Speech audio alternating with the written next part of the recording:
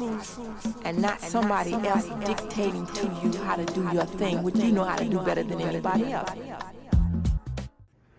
Hey, this is Terry, and this is going to be a quick unboxing. Cal-Orchid.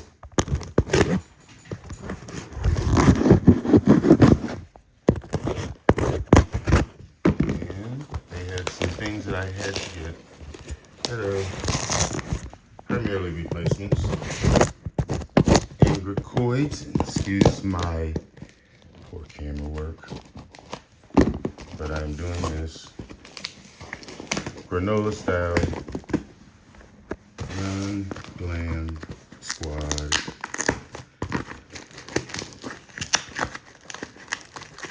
but we will get it regardless. Alright, almost there. Alright, so packaged really nicely, although I hate those peanuts.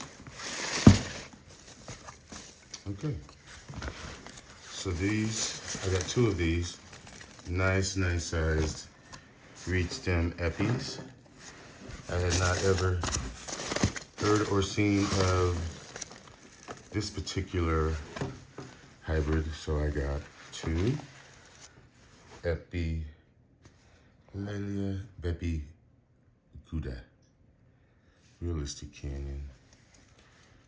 I'll find a picture, but these are nice sized reed stems, as you can see. So, and in addition, let's make sure this is not taped as often as the case. Don't want to canvas part. All right, and look, Angraecum Birmens. And I will clean it up later. And Angraecum Eichlerianum.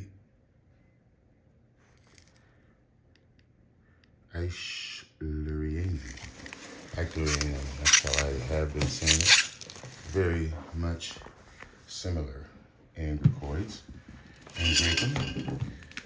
And that is that. Beautiful haul.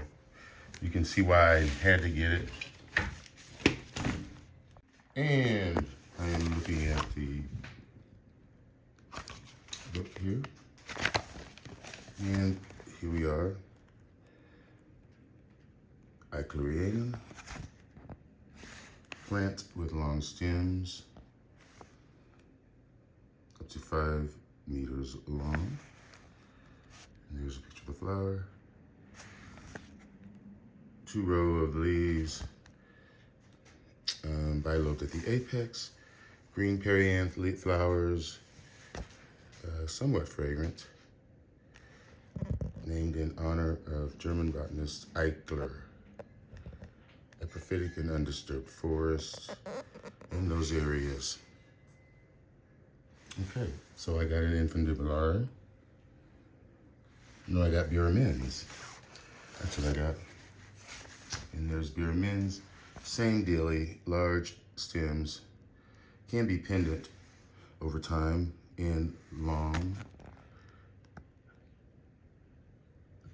The main difference that I know is the stems of infundibulare, this is Birmens, are a lot thicker than Eichlerianum. It would go Eichlerianum, then Birmens, and then infundibulare, I would say, has the thickest stems.